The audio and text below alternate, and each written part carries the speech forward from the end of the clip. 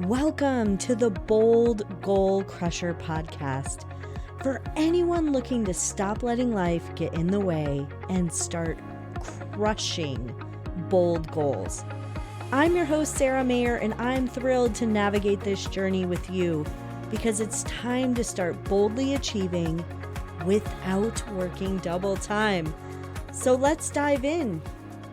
Hello, Bold Goal Crushers. I am super excited to have my guest on today, and we are going to talk about how to transition from a 9-to-5 job into creating a digital course online business with my guest, Amy Porterfield. If you don't know, Amy is an online marketing expert and the host of the top-ranked podcast, Online Marketing Made Easy. And before launching a multi-million-dollar digital course business, Amy worked with mega brands like Harley-Davidson and peak performance coach Tony Robbins, where she oversaw the content team and collaborated on groundbreaking online marketing campaigns.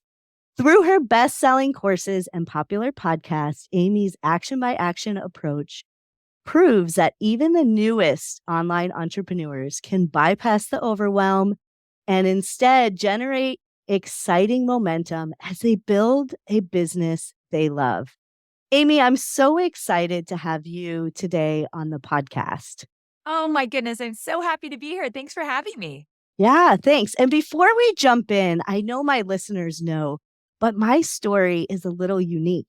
I had this consulting business on the side, and I was doing workshops for many of my clients whose businesses they wanted to leave, and I was trying to teach them how to do that. And then COVID happened, and I was in the process of creating an online course to help more people. And of course, my position was eliminated, and I was thrown into the deep end of the pool. But what I didn't know is my lifeguard, you were sitting right there, and you helped me not only create my digital course, but I've had over 250 students in my course. Oh my gosh. Yes, since 2020. So I want to thank you for that. You really provided the roadmap, and now I'm excited to provide that roadmap for others and the people that are listening to know that it is possible. So thank you so much. Oh my goodness, I'm so glad to hear that. Yeah. So many of our listeners do dream of leaving their 9-to-5 or their jobby jobs, as I like to call them, that are usually more like 24/7 jobs. And so tell me, what sparked your journey to build your own empire? Oh my gosh, I love this topic of leaving behind a 9-to-5 job if it's no longer serving you. For me, so as you said, I work for Tony Robbins, and that was the last corporate job I had. I was there almost 7 years, where I was the director of content development, which meant I got to work on the content that Tony did on stage at events like Unleash the Power Within and Date with Destiny. And it was incredible. I got to travel the world and do really cool things. But there was this one meeting that Tony had in San Diego, which is where the headquarters was. And I was called in to take notes, which is very humbling. And Tony was meeting with internet marketers who had digital courses, and he was getting into that space more and just wanted to hear a little bit about their businesses. So he went around and asked them, okay, tell me about your business. And I probably took the worst notes of my life that day because I was mesmerized. They were talking about things like lifestyle freedom and creativity freedom and financial freedom. They were their own boss. They were calling the shots, and they got to create things that changed lives, whether it be in their personal space or business space or whatever. And I thought, I don't know what these guys are doing. And funny enough, there were no women at the table. I didn't know what they were doing, but I wanted a piece of it. So from that moment, I thought, I think I need to explore this. And over the next year, as I stayed in my 9-to-5 job, I started to think, what would it look like if I was my own boss? Because I never, ever thought of being an entrepreneur. I never thought that was for me. I like safety. I like security. I like a regular paycheck with the benefits. It wasn't in my radar, but then I realized, wait a second, I am craving freedom. I knew in that moment I wanted to work when I wanted to work, where I wanted to work, how I wanted to work, and I had to figure it out. So fast forward a year from that point, and I eventually went out on my own. And I remember I was leaving the San Diego office, pulling out my little car, and the Beatles came on the radio, Here Comes the Sun. And I thought, this is a sign, like, this is it. But it was not, here comes the sun all the way through. Like, it was very difficult to take that leap. And my first 2 years were a huge challenge. So that's what kind of got me out there. And I did social media for small businesses for about 2 years and then realized I just built a business I hate. I didn't Mhm. like to do one-on-one service work. It wasn't right for my personality. And that's when I decided, okay, I'm going to figure out this digital course thing because I want to teach and I want to serve to many and I want more freedom in my life. And I knew courses would do that, which got me to where I am today. So I love that story, and I love the song. I love that song as you're It's so pulling good, right? away. So good. So how did you like get the courage? What did you do? Did you tell everybody? Did you secretly talk about it? I love that you're asking this because I feel very strongly about how to leave a 9 to 5 job. Funny enough, this interview is not about my book, but I have a book coming out next year called 2 Weeks Notice, How to Leave Your 9 to 5 Job and Start an Online Business. So this is my favorite topic. How I did it was I only told a few people. And that was very Mhm. important because if I had told everyone, started talking about it at work or started talking about it with my friends and family, most people would think, holy cow, why are you doing that? You've got this great job. You get to work with Tony. You get to travel the world. Do not leave that behind. But I knew that I wanted something different. So I told my best girlfriend and my husband to be, who I wasn't even married to yet, that this is what I wanted to do. I knew they would cheer me on and be my biggest supporters. Who I didn't tell is some family members who'd be very scared for me to do this. Mhm. And I didn't need that negativity. I was listening to Sarah Blakely of Spanx recently, and she too didn't tell everybody about her idea with Spanx because she said, if somebody told me that's a crazy idea that will never work, do you know how many people in the industry are already doing something like that? She said, I likely would never have done it. And I think that's important to remember that you've got to keep it close to your heart and only share it with the people that truly are going to support you. I love this. I call those the dream killers. It's Yes, they are real. as soon as you say, and it really comes from their own fear or Oh, their own beliefs, and they don't intentionally mean to do it. They usually are doing it from a place of love, of they don't want you to make a mistake. But many times it happens around New Year's, where you set your New Year's resolutions or goals and then you put it out in the world, and then the dream killers come in. oh yeah. They're no fun. So they don't Yeah. get to know your dream right now. I think it's Yeah. really important. I also took baby steps to leave my 9 to 5 job. So Mhm. one of the things I did is after that fateful meeting, I eventually moved over to the marketing department because we were starting to launch digital courses more. And I always knew that's where I wanted to go. So I wanted to learn more about that. And so I got a yes, and I got to move over to the marketing department. And then eventually, because I'd worked for the company for a long time, I asked if I could work from home a few days a week. And surprisingly, they said yes. Then I eventually went to part time. So I was very lucky. I got a lot of Mhm. yeses. The business was transitioning at the time. So it was a perfect storm for me to ask for those types of requests. But I took baby steps. I'm not the type that just like one day I wake up, think, I need to be my own boss and quit my job.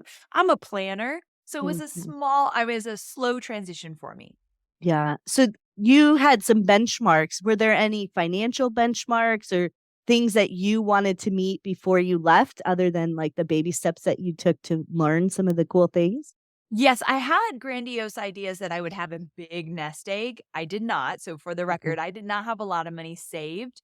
And if I had waited to have a lot of money saved, I might have never gotten the nerve to leave. Mhm. However, I did have a goal to have two clients that I was doing their social media before I actually left. And I did have two clients. They weren't paying me a ton, and I definitely wasn't making as much money when I left as I was in corporate, but at least they were allowing me to pay the bills. And then I eventually got some new clients quickly.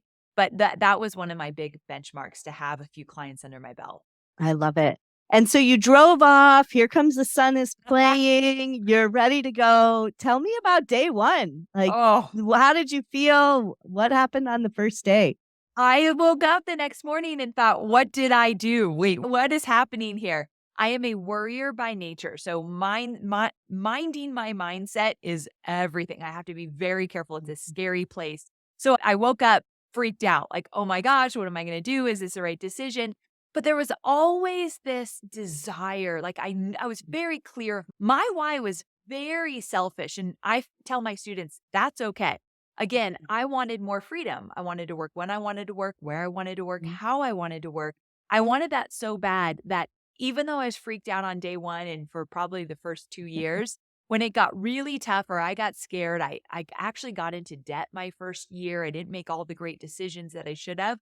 But even when it was really hard, I kept remembering, I know what I want. I know that I want that freedom so bad. So on the days that my worry knocked me down, my why would pick me back up. And it was literally all I had for a while. But yeah, I was nervous and uncomfortable for many, I was going to say days, months, over a year. It was a little rough. Yeah. And what surprised you the most?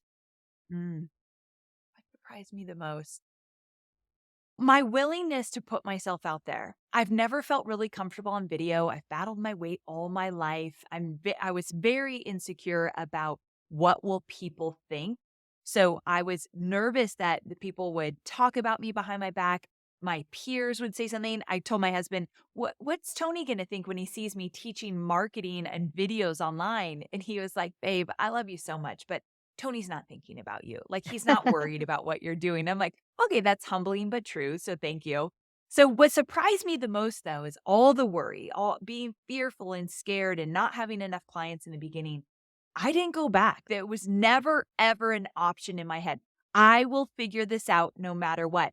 That drive, I didn't know I had it in me, but it was there every day. And it was such a beautiful surprise. Yeah, I love that. And I think one of the things that I love about your why that you talk about is that it really was a search for freedom. And I think that gave you some leeway as well to make changes, because you talked about originally you were taking on clients and now you've completely transitioned into something totally different. So what was that process like for you? So what happened was, because I wanted to create digital courses right from the get-go, but I realized, holy cow, I don't even know how to create a digital course on my own. I don't even know what goes into that. I'd been marketing them, but not really working on the mechanics behind the scenes. So when I realized I didn't know what I thought I did, that's when I started to take more clients for social media. 2 years in, I had 8 to 10 clients and no boundaries, said yes to everything, started resenting the clients I had. It was a mess. And around that time, I thought, okay, I want to explore digital courses. And about a year in, I created my first digital course, and it was how to use social media. That part was great. I was an expert there. How to use social media. This part wasn't so great. To launch a book. I had never launched a book before. I'm not really sure why I thought I needed to teach that, except there was a little desperation in me to figure out my niche or figure out where I belong. So I did that. And I got a few customers for that first digital course and made a whopping $267. Now, the course was $297, but when you back out the expenses, I literally didn't even make enough for one unit. So it was, in my mind, a disaster. And what I teach my students now is when you choose your topic for a digital course, just make sure you've gotten results for yourself or for somebody else in that thing that you're teaching. And you're golden. You don't need years of experience or certifications or anything like that, but you do need to have gotten results in that area. And we all have a course in us. I think most people have a few digital courses in them that they can teach where they've gotten results, but I was grasping for something that really wasn't the right direction. So that was tough. And it got in my head, what if I'm not cut out to be an entrepreneur? What if I don't have what it takes? What if I have to grovel back for my job? And so all these fears came up, but then I thought, nope. I'm gonna figure this out. I'm gonna make it work. So I launched another digital course, and that time I made a few $1,000s, and it was more in my wheelhouse. I thought I can do this. Went on to launch another digital course, and that's when things started to click. And when I realized, oh, I know what I'm doing now. So it took a while for me. I love that. And I think so many times when people create we call them bold goals, they think that they have to have everything figured out. Like, I need to be an expert. I have to have the plan from step 1 to 600. Yeah. And I need to know all those steps before anybody will ever buy from me, before I can achieve my goal. And that's really not the case. Nobody goes out with the entire plan. You should probably have a map before you head into the woods, but You don't need to know every step of the way. And I love that your journey took those turns and allowed you to really explore what works for you until you hit your thing. Oh, so true. When I teach people how to leave their 9 to 5 job, I'll always say, if you're going to start your own online business, you absolutely do not need a fully detailed business plan. You don't Mhm. know what you don't know, and that is not necessary. And you're right, having some idea of, okay, I'm going to try this, I'm going to go that route, absolutely. But if I said I need to have everything figured out before I left my 9 to 5 job, I would still be working for Tony Robbins, no doubt in my mind, because you cannot figure this all out right from the get-go. And so allowing yourself to experiment, try things, most importantly, Mhm. allowing yourself to fail. It's so cliche, but so important. I recently interviewed Ashley Flowers, who is the creator of a true crime podcast called Crime Junkie. And it's like the number one podcast all over. And she has 35 million downloads per month, which is just insane. And I asked her, she used to be in pharmaceutical sales or some kind of medical sales and different businesses. And then she started this podcast and then started a podcast network. And I said, how did you know how to do that? How did you know to start a podcast network when you had never podcast in your life? And she said, I didn't. I just went out Mhm. thinking, I'm going to figure this out. And if it doesn't work, I'll figure something else out. And when she said that, I thought, I did not have that way of thinking when I first left. I was rigid. It had to work. And when it didn't, I was really hard on myself. I wish I went out with, I'm going to figure this out. And when it doesn't work, I'll figure something else out. I'm just going to stay in the game.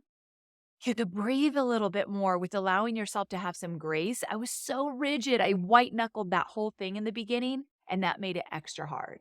Mhm. Yeah. So if you were to go back and do it all over again, other than being a little more loose on your expectations of Yeah. yourself, is there anything that you would do differently? Ooh, what would I do differently? I think the first thing is I started that business in the beginning of taking clients for social media. 1 year in, I knew that it wasn't a good fit for my personality. I knew it's not where I really wanted to go with the business, but I was so fearful of making money and failing that I kept with this business model that didn't serve me far too long. And I mentioned earlier, so I started to get resentful of the people that were hiring me and paying me, which is so unfair to them. And so I wish I had the courage. It's courage, not confidence, when you do not have results yet. So I wish I had the courage to say, I'm going to change this business model. This is not serving me. And if I fall flat on my face, I'll get back up. It's okay. I don't have to worry about what everyone thinks of me. I'm just going to keep moving forward. I wish I had the courage to change direction sooner when I knew it wasn't a good fit for me. I just was so scared at every turn. Mhm.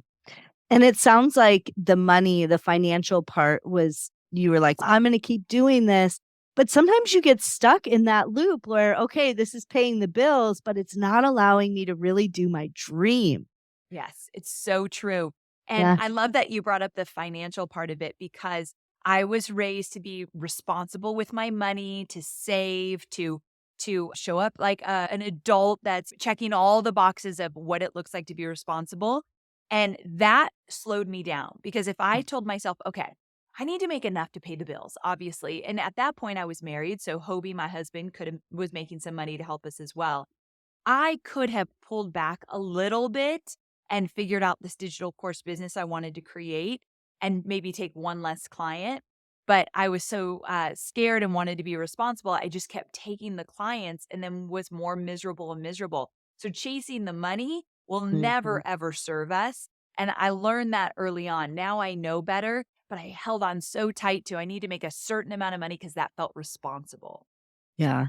And I think it's also a sense of pride too when You're right. when you have that job, oh, I got a promotion, I got a raise, you're moving up the ladder. And so starting the business is the same thing. I know I had that when I first started as well, especially when I came around to pricing my course. Mm, It was, oh, if I price it this way, I'll make this much money. And it really I had to do it the right way so that I was able to get 250 students to come yes. into my course and all that stuff. So money, it does things to our It minds and it tricks really us. does. It plays Yep. tricks for Yep. sure. So I would be remiss if I did not ask you this because I am obsessed with working less. Like my whole premise is that you do not have to work 24 hours a day to be successful. In my career, I was the one who walked into the office and said, at 40 hours, you're out of here. You don't have to go home, but you can't stay here. And people were shocked. And so I just love that you left in search of freedom and the ability to have more time with your family. And now you've built a company where everybody has a 4-day work week and you took a month off sabbatical. Was it more than a month? 5 weeks. 5 weeks sabbatical. So how did you accomplish this and how did you build this into your business so that you could do this for your team? One of the things that I love that we're talking about this because you're right. I left Robbins to have more freedom. And then I got into my own business and started working 24/7. Like I definitely was in that hustle mentality for years. And when I came up for air, I thought, wait a second, like this is everything that I don't want in terms of working my life away.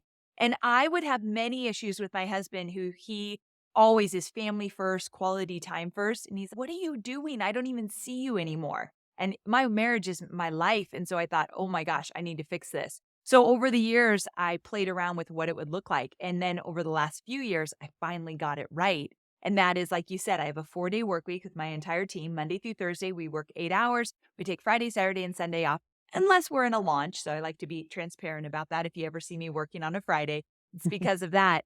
But the reason it was so important is because I needed to walk the talk. I couldn't talk about the fact that I wanted more freedom, but then I'm still working my life away. So I wanted to be in integrity, but also I realized if I work less, if I step away from the job, if I have an extra day off, I come back even better.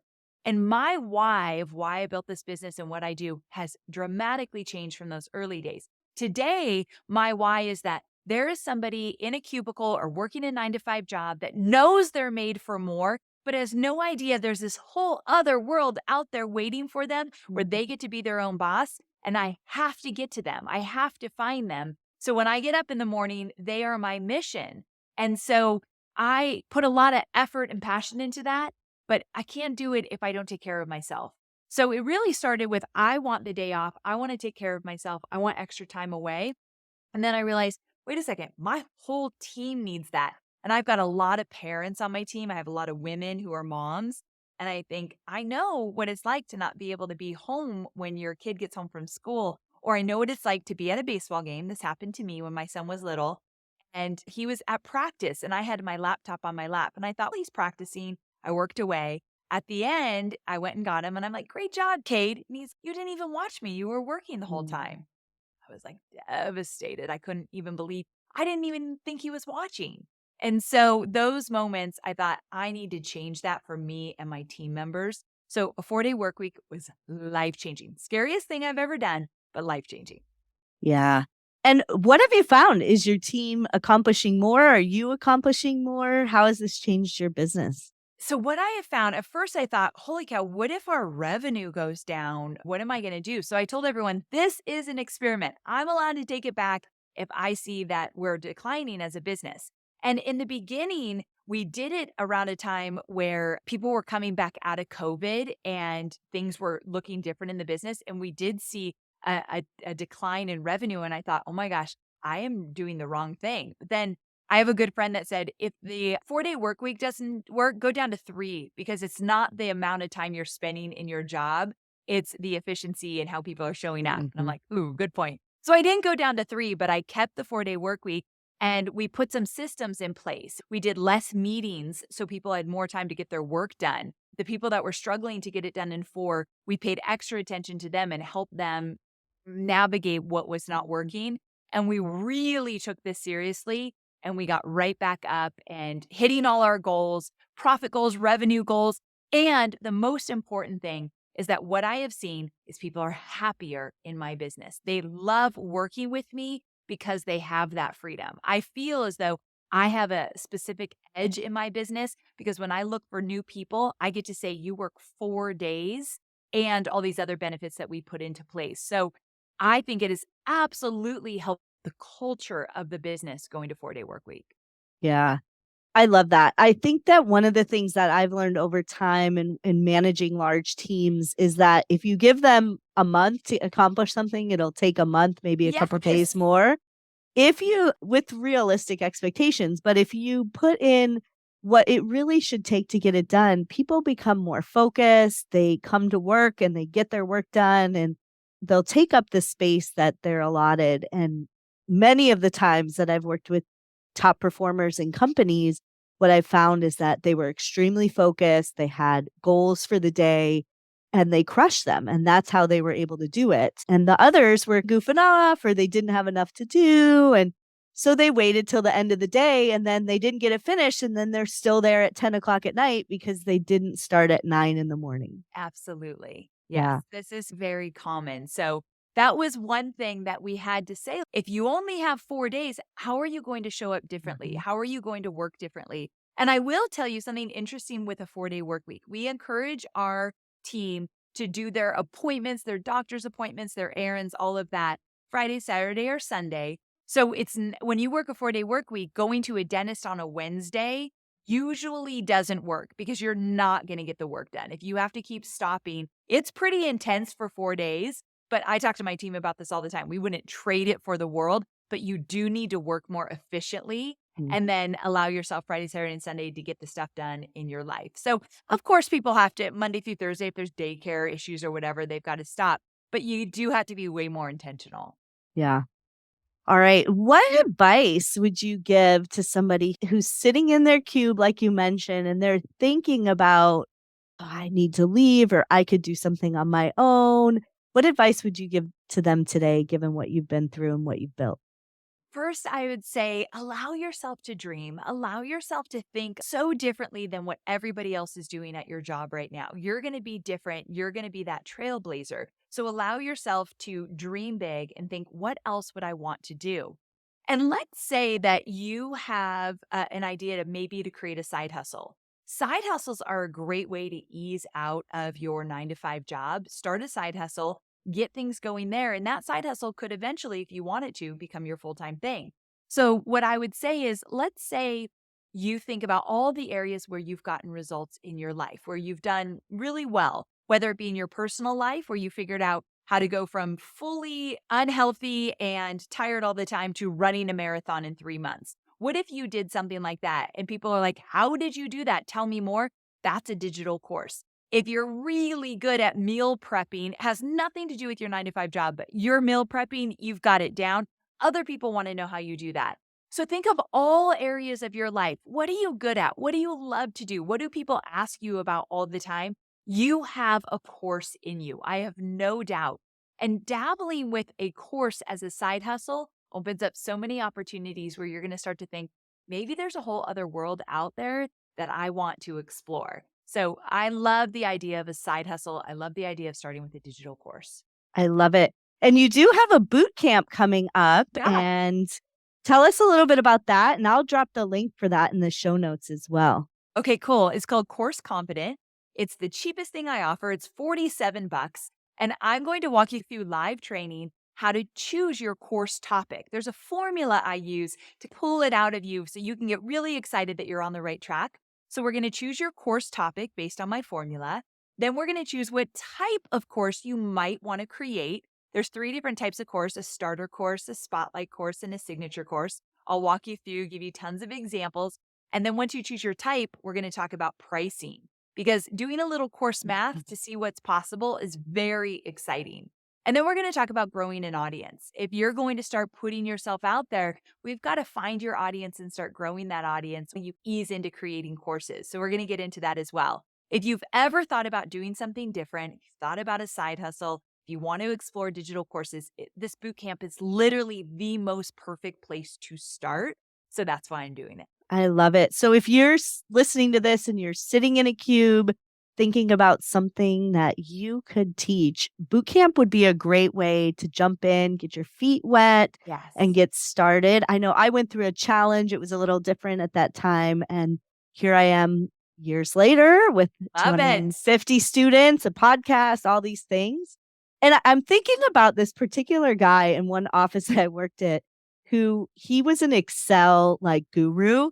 And he was basically teaching mini courses in his office because he would watch people like do Yes. these Excel manual things and typing things in. He'd say, come in and teach me.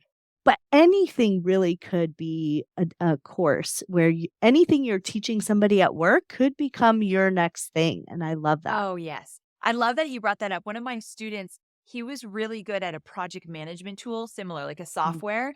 And he said, everyone kept asking me how I do it. So I ended up creating a digital course. But he said, I had no idea that I could create a digital course based on someone else's software and teach people how to use it and make money. And my students do this all day long. You don't need to create a course based on your legacy or like everything. It doesn't need to be earth shattering. I have people teaching courses on everything you can think of. There's a course out there where they've made money on it. So don't overthink this. You already have a course in you. I love it. All right. So finally, we're all about setting and crushing bold goals. So what's your next bold goal? Oof, my next bold goal is to get my book out into the world. It comes out February 21st, which feels like a lifetime from now, but it will be here quickly. And it's called 2 Weeks Notice. So I'm focused on getting that out into the world, telling more people about it, and hopefully changing lives. Oh, I love it. And all right, Amy, thank you so much for sharing your journey, your vulnerability around your journey, and just the path you took to find more freedom and help more people. I think it's so inspiring. And if you are sitting here thinking, but Amy has all these followers and everything figured out, remember, she started sitting in a meeting taking notes. Yes. And then driving off in her car to Here Comes the Sun. So you're looking at her chapter 40 when Absolutely. you haven't even started your book. So thank you so much for being on today. I know that many of the listeners will find great value in this. Thanks so much for having me. And I appreciate you and everything you've taught me as well. So thank you. Thank you, friend. All right, bold goal crushers. Remember, you can crush your goals and everything that gets in the way without working double time. So get to it. Thank you for tuning in to the Bold Goal Crusher podcast, where we crush goals and everything that gets in the way. I always love to support my community. Thanks for tuning in.